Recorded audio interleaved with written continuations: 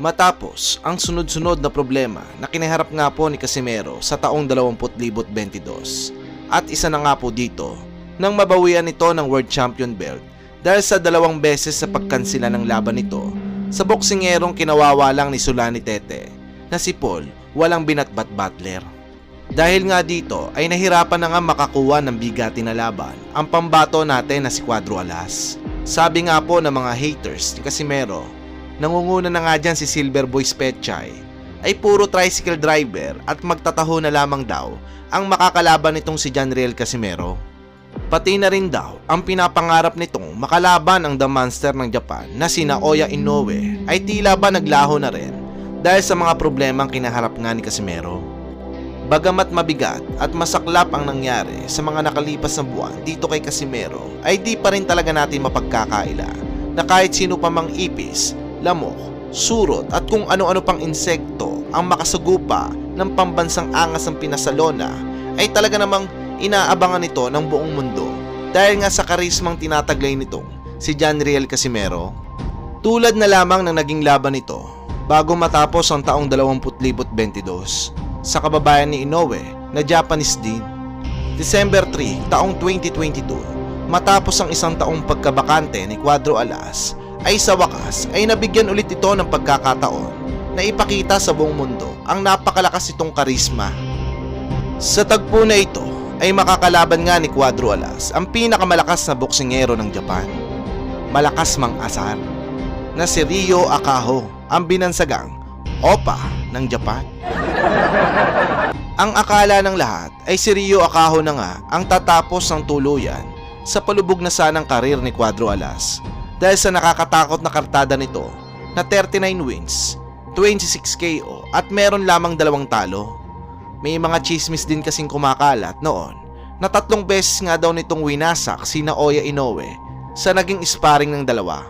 Sa madaling salita, no match daw si Inoue dito mga master. Kaya naman, ang mga hombre at burikat ay sinasabing bugbog lamang daw ang aabutin ni Cuadro Alas dito kay Ryo Akaho. Syempre, di tayo agad naniwala doon mga master dahil alam naman natin na hindi tao si Cuadro Alas, alien si Cuadro Alas, kaya mahirap talunin.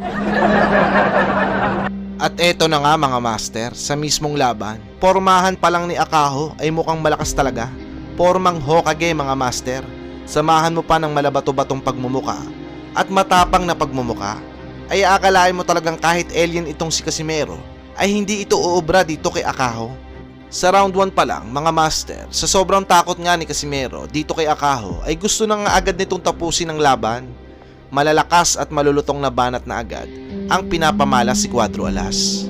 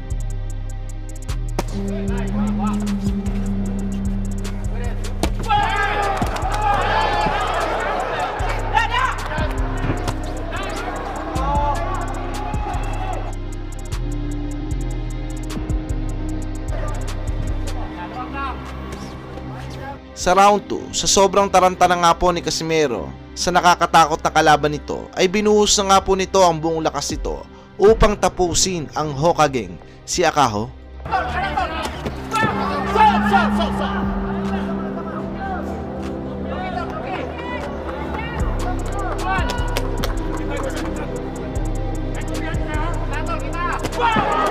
Ngunit wala pang isang minuto ang nakakalipas sa round 2 mga master. Sa sobrang tindi nga po ni Akaho ay napabaksak nga po nito si Casimero nang hindi man lang tinatamaan ng suntok. Ito ay dahil nga po sa observation haki ni Akaho. Sa tindi nga po ng referee na ito ay nakita nito ang hangin na tumama kay Cuadro Alas, kaya naman agad itong binilangan ng matinding referee na ito. Dahil nga po sa ginawa ng referee kay Casimero, dito ay lumabas na nga po ang pagiging totoong alien ni Casimero. Tinadtad po nito ng malalakas sa suntok ang lukulukong si Akaho hanggang sa magmukhang ulol na unggoy na po ito na di malaman kung papaano tatakbo sa mala intergalactic na mga suntok ni Cuadro Alas.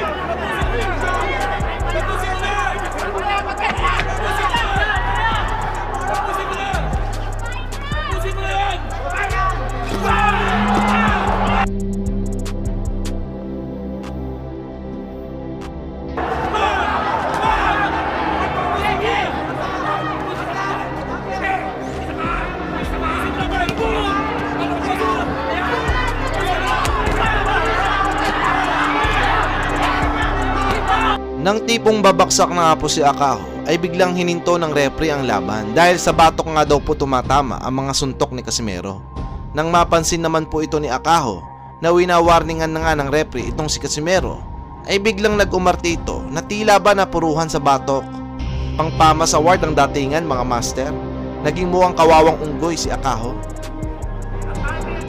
Dahil ayaw na nga pong lumaban ni Akaho ay diniklara na nga po ang laban na ito na no contest. Muntikan pang ang machane si Cuadro Alas. Buti na lamang kitang kita sa review ng laban kung papaano binugbog at nilamutak ni Cuadro Alas ang pagmumukha nitong si Akaho. Kalaunan ay binawi din naman ang hatol na no contest at naging technical knockout ito sa round 2. Dahil dito, nagretiro na nga po sa boxing itong si Akaho dahil naoperan po ito ng malaking break sa Hollywood na maging artista. Dahil nga po kay Casimero, mas naging maganda ang karir ni Akaho. Hanggang dito na lang po mga master. Maraming salamat sa pakikinig. Peace out.